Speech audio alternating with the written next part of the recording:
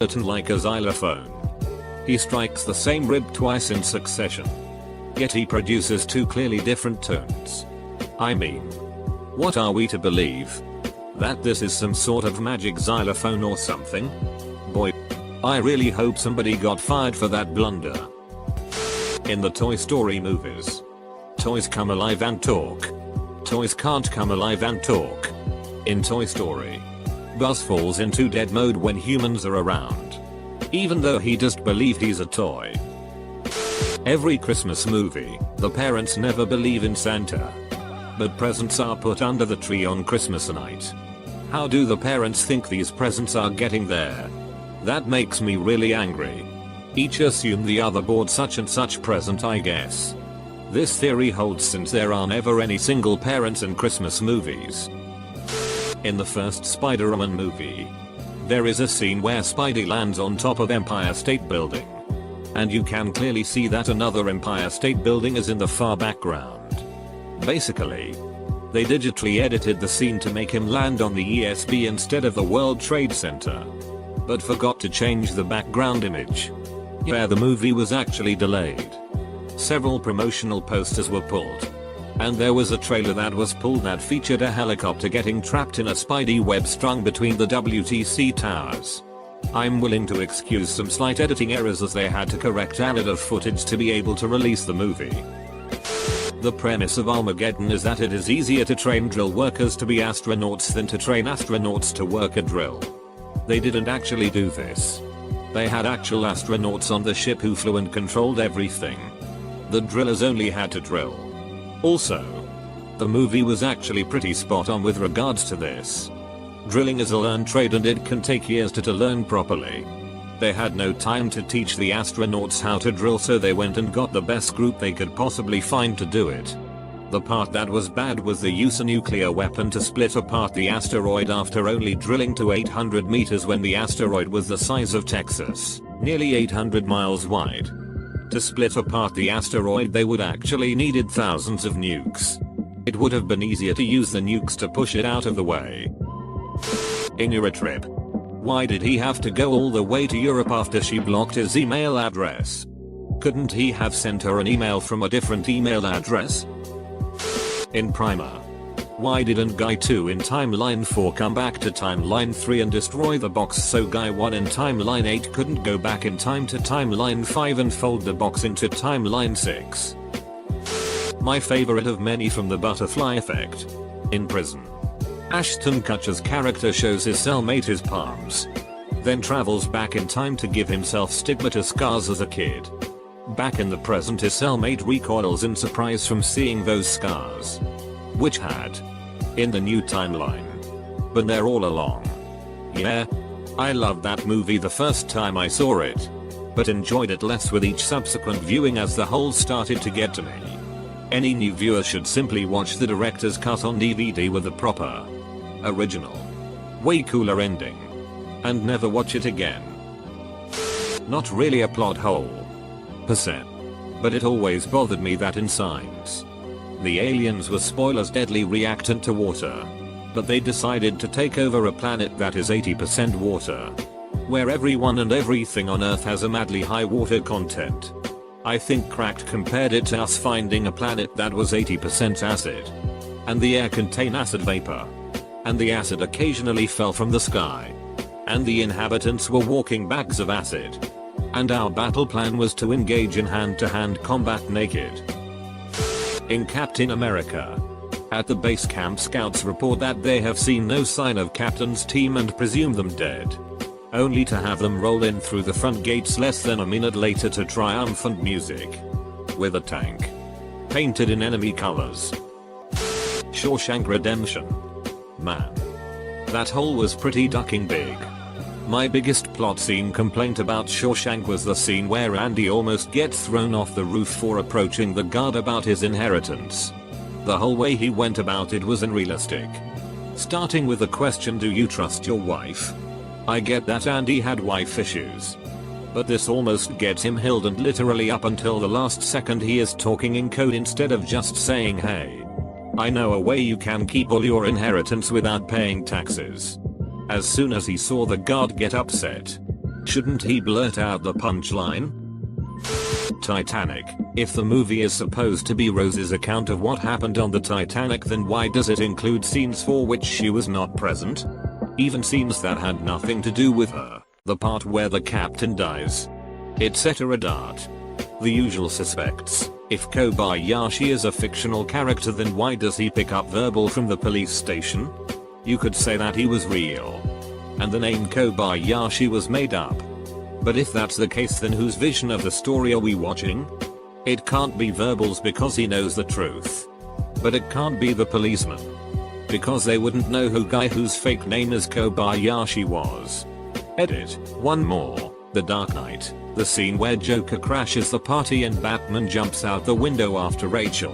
What the duck happens at the party? It just cuts to the next scene and we're, I guess, supposed to assume that Joker just peaced out. It's been a while since I watched, so my details might be off. But I had an issue with Inception. Both Fisher, the guy being incepted, and Sato, his biggest business rival, are on the same plane, and then together in Fisher's dreams. Yet Fisher doesn't recognize the guy either on the plane or in his dreams. Any decent businessman, and especially one that's about to inherit a huge empire, should know who his biggest rival is and what he looks like. My biggest issue came with the gravity. They're free falling in the van, so it's off in the hotel. Got it. But then it's back on in every subsequent level. Cars. On the freeway, we see at least one van with a mattress on top. Who is using the mattresses? In I Am Legend, if they destroyed all of the bridges and filled in all of the tunnels to get to Manhattan, an island, how did the lady and her son get there? And with a car? In Salt, the whole freaking ending of the movie is a plot hole. Salt has to flee from the CIA because no one believes she saved the president and stopped the bomb from going off. However, the ducking president of the United States witnessed her do just that. I'm sure he could have just been all, nah, bro. She's solid. Horrible movie, but if memory serves, the dude knocks the president out before she gets there and he is unconscious during the ensuing fight over the launch controls. In Limitless, I didn't get why the main character didn't just figure out how to make more pills as soon as he found them. I didn't get why he didn't just pay the bad guy as soon as he had the money. That would have been a top priority for me. Honestly, I think this is the only major problem with the movie. The making more pills part was understandable. It would take time to develop something like that even for a super genius. And he was busy trying to make money for his project. But the fact that he didn't repay the loan shark the minute he could really annoyed the crap out of me. Every Harry Potter, the time turner would solve everything. They were destroyed in book 5. Before that, nobody except Harry knew or cared that Voldemort was back. Once the Ministry was involved, the time turners were all gone. What I never got about Snow White's plot. Her evil stepmother is vain, wanting to be the hottest woman in the kingdom. And the mirror tells her, sorry, no, that's Snow White. Well, while the queen has some milfage going on. She's passing 40 years old. Maybe 50. Even if she heals Snow White, there are likely thousands of women hotter than her anyhow. She'd go back totty mirror to gloat and be shocked to find that there's another girl. And another. And another. And worst of all, in order to heal Snow White, she drinks a potion to turn herself into a hag to disguise herself. Hello? Even if you heal your rival, you now have wrinkles, no teeth and nasty warts as in hag pus. It just doesn't make sense if her motive is vanity. And if she does have the power to turn herself into a hag, why doesn't she just make a rejuvenating potion instead that gives her a facelift, tummy tuck and breast implants? Hell, she could have given herself any look she wanted. If she can change her appearance at will, why not just become hotter? So many plot holes in that story. Nobody in the Simpsons movie digs under the ducking dome. Comma doesn't Maggie? And isn't that a running gag in the show? That Maggie is the smartest of the bunch? Not a movie. But in the Magic School Bus Misses. Frizzle takes the class on a trip inside Arnold to study the digestive system. On a pan of the bus you can clearly see Arnold with his classmates while they are inside of him. Jurassic Park 2: The Lost World. The ship that the T-Rex and baby are on crashes into the docks because all the people on the ship, including on the bridge, have been eaten. Who ate them? The T-Rex and baby were in the cargo hold the whole time. More recently, in the Avengers. In one scene, the Hulk is a complete maniac unable to control who he's attacking and cannot be reasoned with. The next time he transforms into the Hulk, not only is he fully cognizant of what he's doing and whose side he's on, he's capable of witty one-liners and controlling when the hell he transforms. Someone in another thread said that in the original story, Captain America uses his blood to give Banner more control over himself. Or it was something like that. If this is the case, they couldn't take 5 minutes in the movie to explain this. Edit, to all the answers saying it was Loki's staff. Dare. I felt like the preamble up to that point already made it sound like Hulk was uncontrollable. Remember how they were very reluctant to bring him on board in the first place? Everyone was terrified of him getting angry even before the whole Loki staff ploy. Which indicated to me that he was always considered and stable when he transformed to Hulk. Terminator 2, Arnold melts himself down to rid the present of his technology, but forgets to bring his arm that was ripped off a few minutes earlier. I love Batman Begins and all, and it feels sacrilegious to be posting negatively about Christopher Nolan's Batman series on Reddit. But Ra's al Ghul was planning on giving the toxin to all of Gotham by vaporizing the water supply. Whatever happened to the fact that humans are mostly comprised of water themselves? Also smaller thing, but I have always loved that in Spider-Man 2 Doc Ock needs tritium for his reactor. You know, the same tritium that is an isotope of hydrogen and is used in some glow-in-the-dark watch dials and such. The new Star Trek movie. Kirk destroyed the giant drill of doom with a damn blaster? Really? Earth Vulcan didn't have any aircraft that could have at bare minimum kamikazed into that sob. National Treasure 2. How does finding the lost city prove that his relative wasn't a part of the Lincoln assassination? You're right. This would have made more sense if they were to steal the Declaration of Independence. The first Transformers movie. Where the hell was Barricade during the final fight? Second Transformers movie. Firstly, how come there's a giant laser thingy inside the Great Pyramid yet no one out of all the centuries of examination noticed it?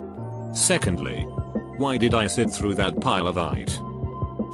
I'd say the biggest plot hole, and one of the most well-known plot holes, is Indiana Jones riding the top of a submarine across the sea. I mean, I guess it would work if the boat didn't submerge. Or if one of the Nazis left a hatch unlocked. German U-boats were diesel powered, so they needed air to run. They could only submerge for relatively short periods of time, typically just to attack. Given the distance from Egypt to Germany, they probably stayed at the surface the entire trip. The virus upload in Independence Day. This was explained. Apparently since the craft landed they had been reverse engineering the shit out of it. Most of our technology was reverse engineered from that spacecraft, and since our technology came from that, they were able to interface with the crashed ship. The Battle for Los Angeles. Fault tolerance. Really? Why does every alien movie, who has far superior technology, never use fault tolerance? They always use a single point of failure. There is always a core or mothership or some shit so that if one point of failure is destroyed, they all fall like dominoes. Pisses me off every time. Also, signs. Aliens who are vulnerable to water attack a planet that is 80% water? Really? It is not exactly a plot hole, but Matrix never made the tiniest bit of sense to me. Apparently there are intelligent machines expending exorbitant of energy to run a VR environment for humans. They use to produce this energy, likely from some kind of nutrition which can for some reason not be converted into energy without these humans, and have huge devices, probably with appropriate energy requirements, to drill down into a human settlement that acquires fruit from some undisclosed location and likely runs on geothermal energy, which the machines also cannot use for some reason. Or maybe they just like being big digs to humans. Once I thought about this, I lost what little enjoyment I found in those movies. They are just ridiculous.